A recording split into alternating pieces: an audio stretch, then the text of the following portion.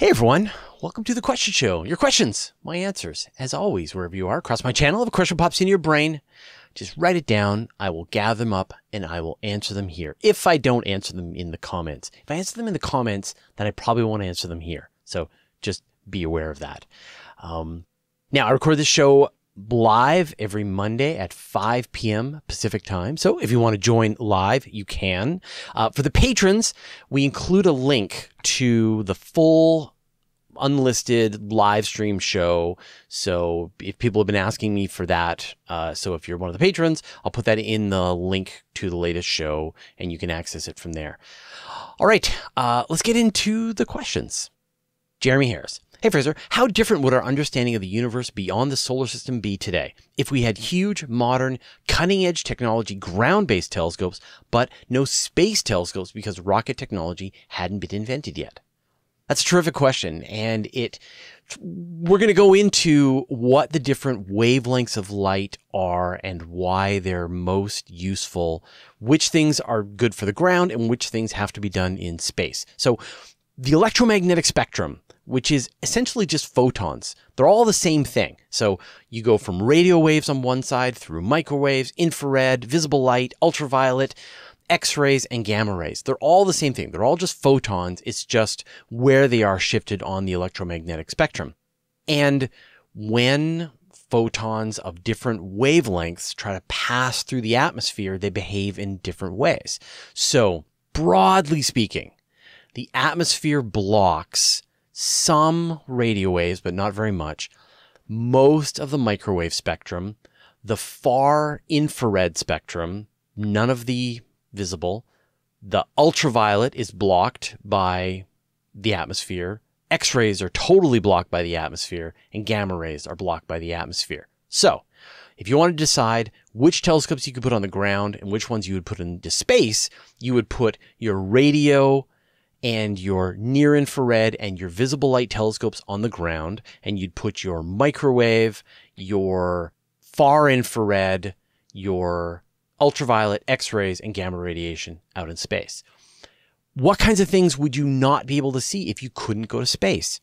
Now, you could see some microwaves. There are some like microwave observatories here. They're, microwave is kind of part of the radio spectrum, but the cosmic microwave background radiation, although you can detect it on the ground, to really resolve it, you need to be out in space. And that's why WMAP, COBE, the Planck instrument, these are all space telescopes designed to map the cosmic microwave background. And so we use that to understand the age of the universe, the size of the universe, to confirm the Big Bang. It's really important. So we probably wouldn't have evidence for the Big Bang if we hadn't built space telescopes to go out and study it. Far infrared is some of the coolest objects. That's what the Spitzer Space Telescope was. That shows us, it peers through the gas and dust and allows us to see, say, newly forming stars and planets around them, allows us to peer through the gas and dust at the center of the Milky Way to be able to see the image around where the supermassive black hole is. It's what allowed us to peer through the disk of the Milky Way and see what the Great Attractor is. So I guess the Great Attractor would still be a mystery. Ultraviolet is newly forming stars emit a lot of ultraviolet radiation. And so without ultraviolet, we wouldn't be able to sort of map the star forming regions in galaxies around the universe.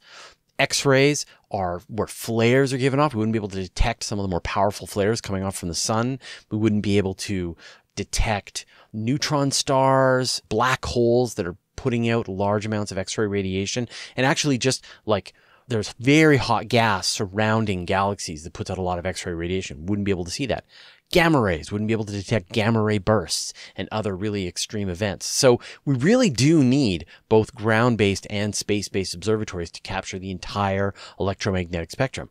Now, the technology to make ground-based telescopes has improved dramatically. You've got adaptive optics so that you can make your ground-based telescope act as if it's out in space. You can remove essentially the wobbling impact of the atmosphere, but you can't remove the actual atmosphere that is blocking those wavelengths of light. And so if you had like really gigantic, really powerful telescopes with really great adaptive optics, you would see the universe with clarity, but you would only see it in the visible light spectrum, and you wouldn't get all of that other stuff that provides a lot of value. So no thank you. I don't want that. Juan Pedro Mariano. Did the entire universe act like a giant star shortly after the Big Bang when it was still hot enough for fusion to occur? Yeah, absolutely. So when we go back to the beginning of the universe, right, shortly after the Big Bang, the entire universe was like this quark gluon plasma. And then as the universe became less dense, over time, it cooled down to the point that the first atoms could form, the first protons, hydrogen. And so the entire universe was hydrogen, but it was in essentially the core of a star. The entire universe was a star.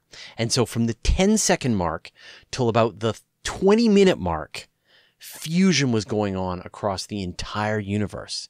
And in fact, that's where almost all of the helium that we have in the universe came from. Just these first 20 minutes after the Big Bang. And you actually got some other trace elements as well. But mostly, hydrogen was turned into helium during these early times. And then the universe continued to become less dense, and it was no longer hot enough and dense enough for nuclear fusion to occur. And then those ratios were just kind of locked in for the rest of the universe's history. And we see that in the ratios in the sun itself. The hydrogen and helium and some other trace metals, but are left over from the Big Bang. Running ray. Fraser, do you think that if James Webb detects copious oxygen in an exoplanet's atmosphere, that it means there is life there? Not exactly. So scientists think about this thing called biosignatures. And the idea is that you can take a really powerful telescope like James Webb or Ariel or some of these other telescopes designed to look at and measure the atmosphere of another planet. And they're going to be looking for some kind of biosignature, some kind of gas in the atmosphere that can't last very long without some source producing it. So a good example of that is like methane. Methane will only last in the atmosphere of a planet for a couple of 100 years, and then it will be broken up by solar radiation and various chemical processes and be broken up into its constituent elements, carbon and hydrogen. But if you've got some source that's replenishing it, like burping cows or rotting plant matter, then you get methane continuing on in the atmosphere. And there's lots of these, right? Methane is one, ozone, oxygen, that many of them would be a byproduct of life's process. The problem is that pretty much every single possible biosignature that has been identified by scientists, there is a natural explanation for their existence. And so, yeah, burping cows could create methane, but also volcanoes could create methane. Same thing goes with ozone and oxygen and carbon dioxide and literally any kind of possible biosignature. And so that's kind of like the first problem. And so far, astronomers haven't identified any just absolutely certain biosignature to say, if we detect this chemical in the atmosphere of a planet at all, then that means that it has to be life.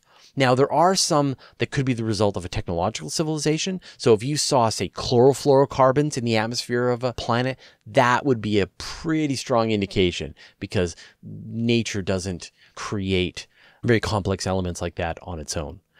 So what do we do? You know, we saw this controversy with the potential discovery of phosphine in the atmosphere of Venus just a couple of years ago. And scientists were arguing about whether or not it's really there, whether it's really a signal of life, if there's some natural process that can produce it. And Venus is just like right over there.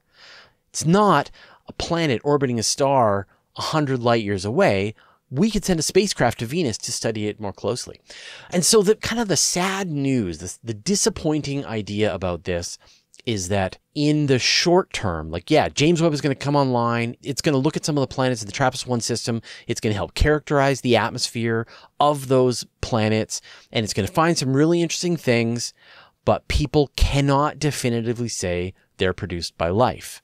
It is going to be this really long, slow, incremental process. There's probably going to have to be much bigger space telescopes with much more sensitive instruments capable of detecting far fainter molecules in the atmosphere of another planet to get to a point where the scientific consensus is that, yes, probably there's life in that planet over there, but all we can do is continue to gather more and more evidence over longer periods of time, build bigger telescopes, and push the emphasis in that direction. And so that's, it feels like we're a lot more likely to detect life this way. Like it's the most likely way that we're going to detect life in the universe. And yet it's a way that is really we're just in the infancy of it. You can imagine 20 years of this, 30 years, 50 years of this, scientists will have gotten much, much better. They'll have the right telescopes. They'll really understand the way the chemistry interacts. They'll have thousands and thousands of planets that they've looked at and studied, and we'll be able to make some more firmer calculations. So I guess what I'm really just saying is just be patient, that we're not going to find out overnight that there's life on some other planet. It's going to take decades, and there's going to be hints, and there's going to be controversy, and slowly we will have this dawning understanding of where there is life out there in the universe, if it's there at all. Harlech MBB. Hey Fraser, will NASA colorize James Webb images to look like the type of Hubble images take and have more appeal to the public? All right, we've done a couple of episodes about just how astrophotos are taken. But in general, the way it works is that you bring in a wavelength of light into your telescope. So maybe one very specific wavelength of infrared, and then a different wavelength of infrared, and then a different wavelength of infrared. Or maybe you bring in red, blue, and green. Or maybe you bring in infrared, red, and ultraviolet. Or maybe you bring in 10 different wavelengths into your telescope. Like on Hubble, it has dozens of filter wheels that it can turn and put in front of its instruments to be able to change the kind of light that's coming in to the telescope, essentially blocking the light that they don't want. And so James Webb has multiple science instruments, and each one of these instruments has filter wheels. There's 29 filter wheels on the NIRCam instrument. And so it'll be able to bring in light from James Webb. It'll be able to turn this filter wheel system. There's a cool video of this filter wheel turning, and it'll rotate around and put the right filter in front for bringing in exactly the wavelength that the telescope wants to see and blocking out the other stuff that they don't want to see. And so some filters are good for some things, like looking at water or methane, better for cool stars, others are better for hot stars. Some can reveal very specific elements like oxygen, hydrogen, things like that. And so the scientists, when they put in time on James Webb, they will go, I'm studying cool stars that are far away. I'm going to need to use this instrument on James Webb. I'm going to need to use these filters. I'm going to need this amount of time with this filter, and then that amount of time with that filter, and that amount of time with that filter. Say 3 different filters. And then all that data is going to get dumped onto a hard drive that they can access and do their scientific research. But if you have 3 pictures, 3 versions of the same thing captured in 3 different wavelengths, you have the ability to make a full color photograph. Astrophotographers do this all the time. They will take an image in hydrogen, oxygen, and sulfur. And they get 3 different pictures that reveal different parts of, say, some nebula that they're trying to look at. And then in Photoshop, they assign hydrogen red, they assign oxygen blue, and they assign sulfur green. And you create a full color photograph. But in fact, it's not like if you could look at it with your eyeballs, that's what you're going to see. It's that those different wavelengths have been combined to produce this, because each wavelength shows off different features in the nebula that they're trying to see. And so you can expect the exact same thing is going to happen with James Webb. Scientists will be gathering data. They're going to be gathering them in different wavelengths of the same object. And someone's going to go, okay, great. You've got your scientific data. Now let's make a pretty picture out of this. Let's take this wavelength of infrared and that wavelength of infrared and this third wavelength of infrared. We'll call this one red, this one green, this one blue, and we'll make a full color picture, and it's going to look amazing. But it's not a thing that you would see with your own eyes, because you literally couldn't even see the light that's coming into James Webb with your eyes. You need an infrared telescope to be able to see it. So yes, not only will NASA be using this approach on the images, but amateurs will be able to do it too. Anyone's going to be able to go in and access James Webb data and bring it into the image editing program of their choice and make really cool astrophotos out of it. So anticipate tons of this. Some of it's very scientifically important, and others are going to be very artistically interesting, and it's going to be great to watch it all happening. Q Public. Fraser, do you believe that the Big Bang is the absolute beginning of the universe? So this is a question that you don't, you ask me, do I believe?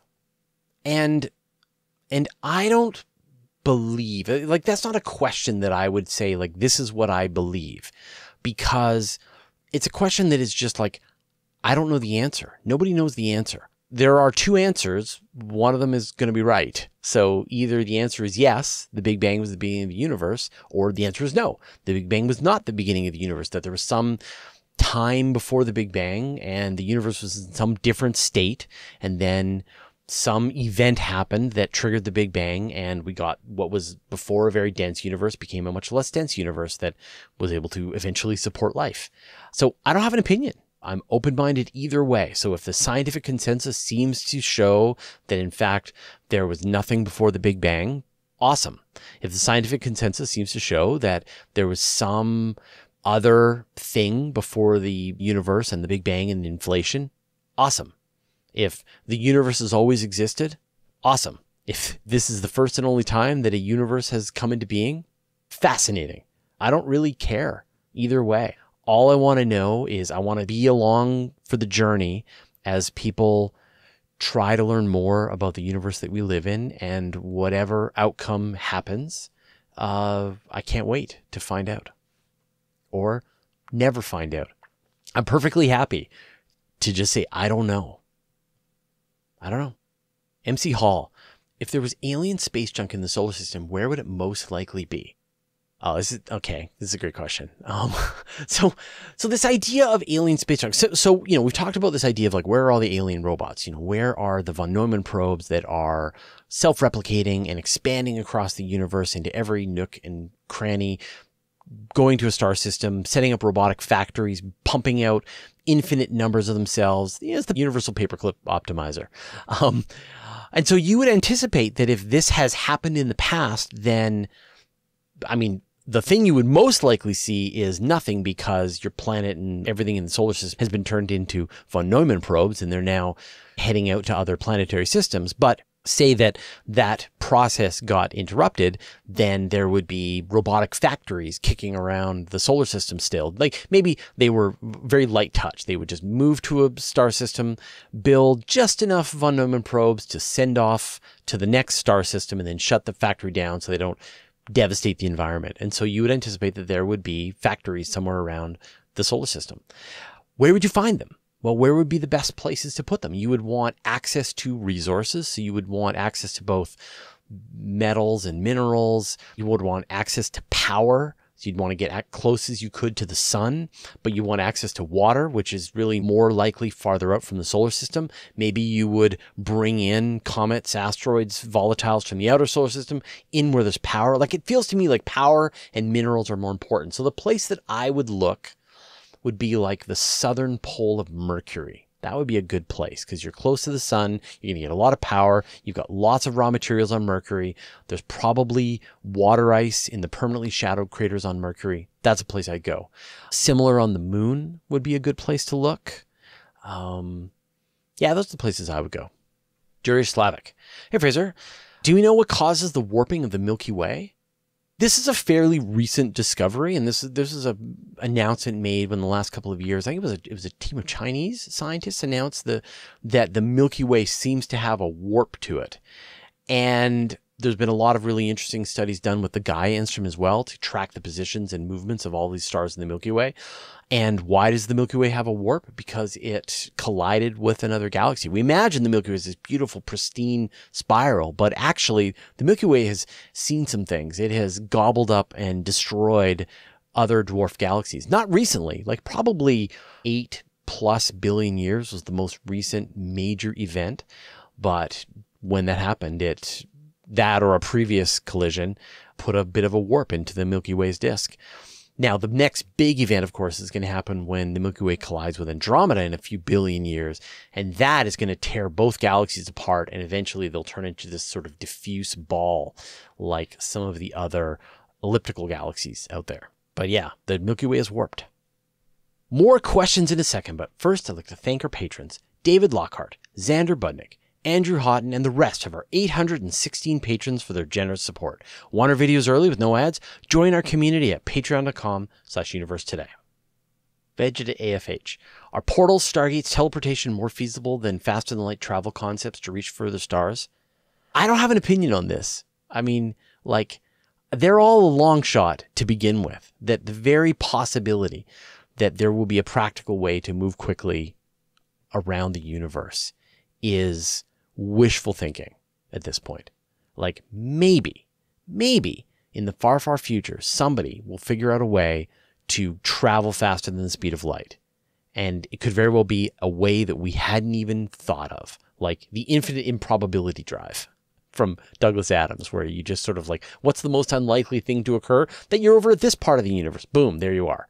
I don't know which one is going to be more technically feasible, which is like sad. I know, like we have all been fed a diet of science fiction with Star Wars jumping to hyperspeed and Star Trek using the warp drive and Stargate walking through a portal and Interstellar using a wormhole, and like they're all just science fiction. Now, they're all loosely based on an idea that a physicist had once, but they're so far away from being practical, right? Like if you just like set aside all those, then there's a whole other layer of more practical, still way out there science fiction ideas like harnessing antimatter or giant lasers that will allow you to power, or busted ramjets that scoop in hydrogen and use fusion to fire them out, or Project Orion where you're dropping nuclear bombs behind you. Right? Like all those are unfeasible, but at least they don't break the laws of physics as we understand them. But unfortunately, the really juicy ones, the ones that would bring that Star Trek future into reality, all of those have very little, if any, scientific truth to them as we understand the laws of physics today. I'm like, I know that's sad. And I know you don't want to hear that. I don't want to hear that. I'm not going to listen. Well, I'm not listening to what I'm saying. But we have to be okay with the universe as it is. We have to be okay with the laws of physics as the rules that we're going to need to follow for the foreseeable future, and that get creative working from first principles within the laws of physics as we understand them. Now, absolutely, I'm not going to, if someone goes, hey, we figured it out, there's warp drives, and yay, right? Throw out all that work and let's move to that.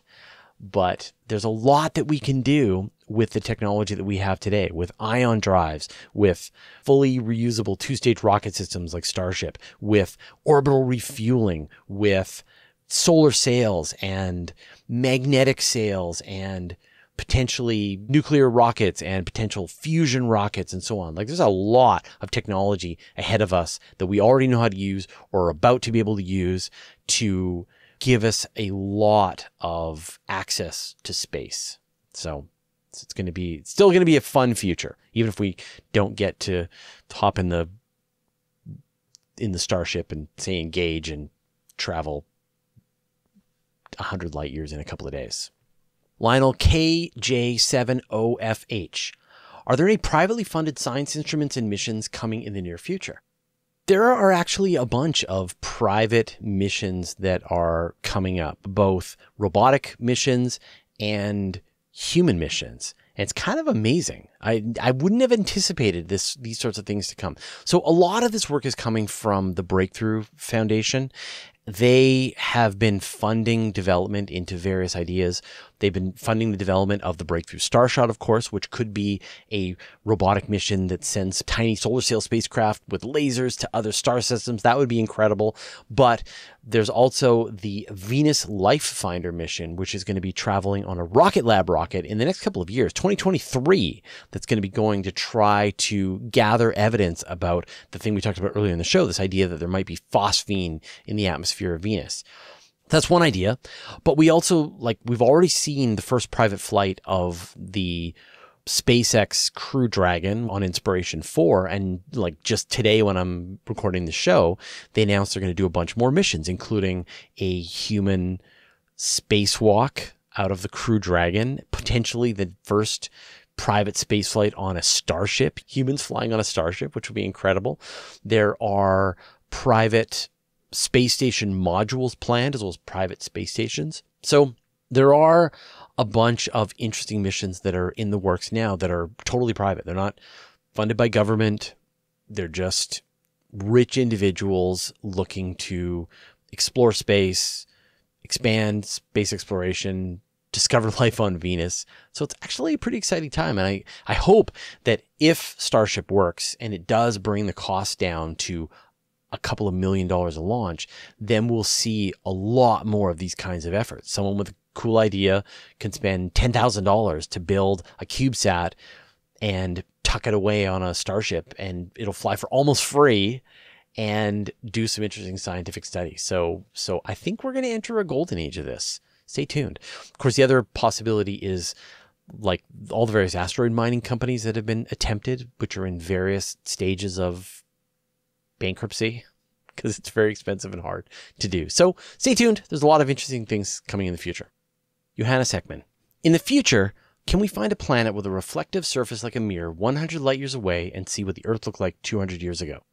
In theory, yes.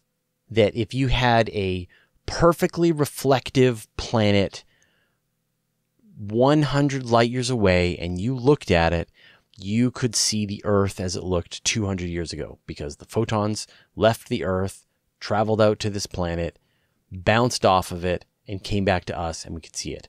In theory. In practice, no. Earth doesn't give off very many photons at all. Planets aren't very reflective. Reflecting planets, reflecting light, like the number of photons would be essentially zero. There would be no photons that would make it do this return journey. And so, yeah, if you built a mirror that was the size of a galaxy, but even like we would have a hard time detecting Earth more than 100 light years away. So I think, in theory, yes. Practically, no. James Hapgood. Do you think our coming AI would be considered enough of a threat for the aliens to come in and stop it from infecting the galaxy? That's a great question. So this is like, I guess, a follow-on from last week's episode.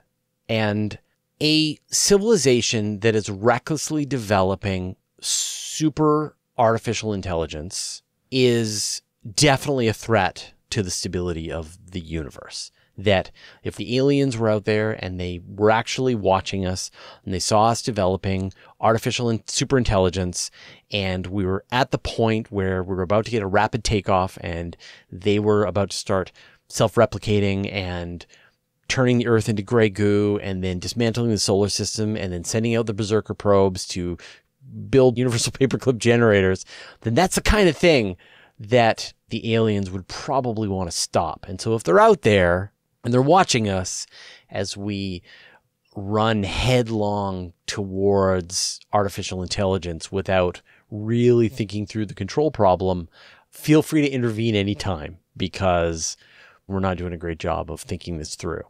So yeah, I think you're right. That if they were there, that's the kind of thing that would be an existential threat to them because there's no putting the genie back in that bottle once you do it. Like you create artificial superintelligence, it goes on forever until it has gobbled up the entire observable or the entire reachable universe. Was it the Hubble sphere of the universe?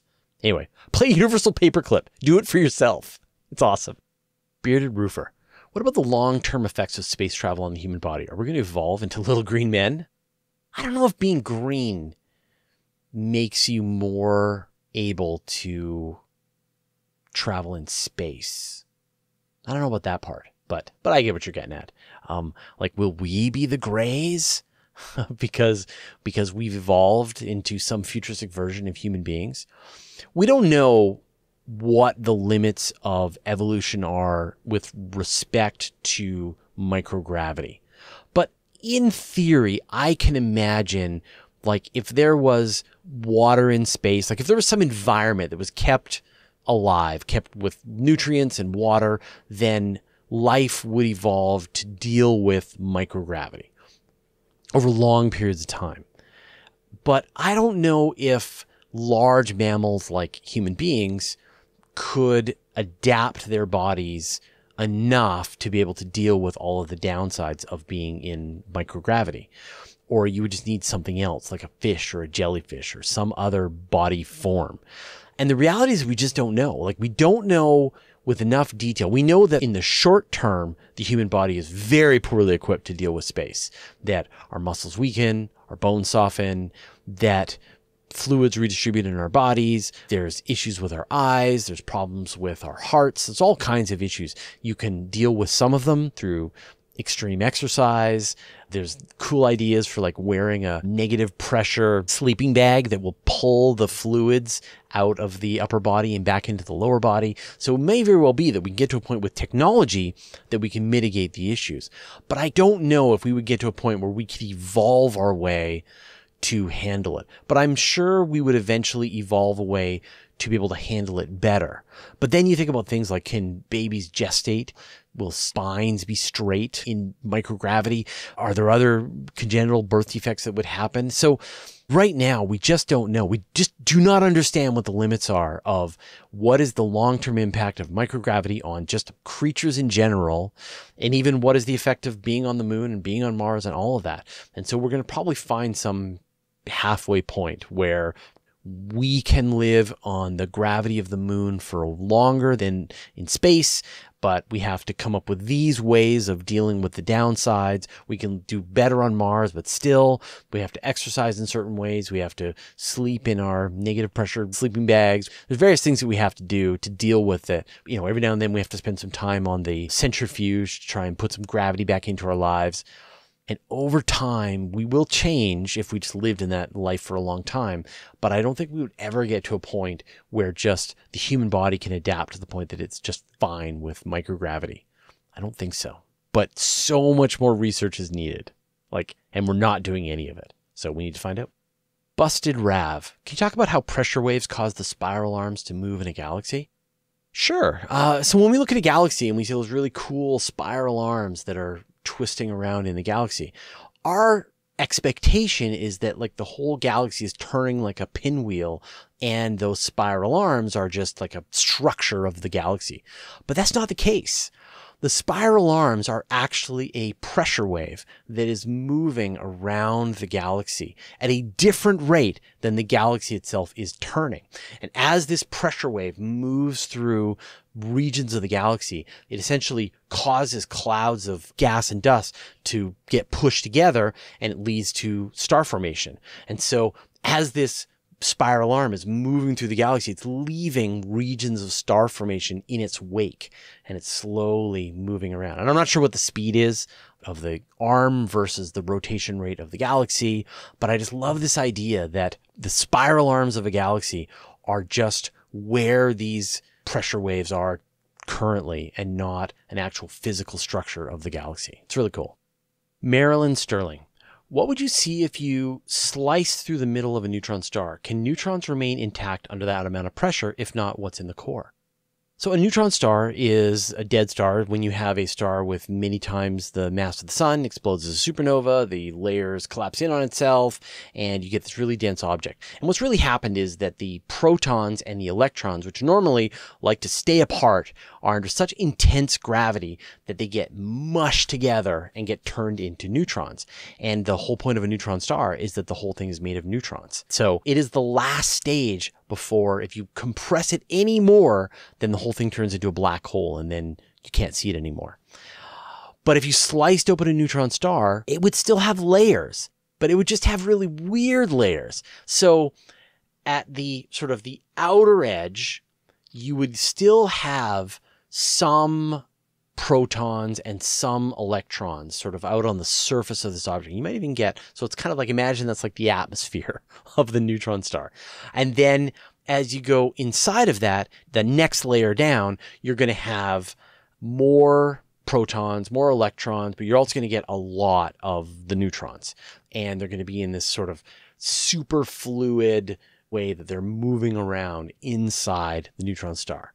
And then as you go down even farther into it, then it's just all neutrons all the way down into the very core. So it's like neutrons in the middle, mostly neutrons mixed in with some protons and some electrons, surrounded by an atmosphere of protons and electrons.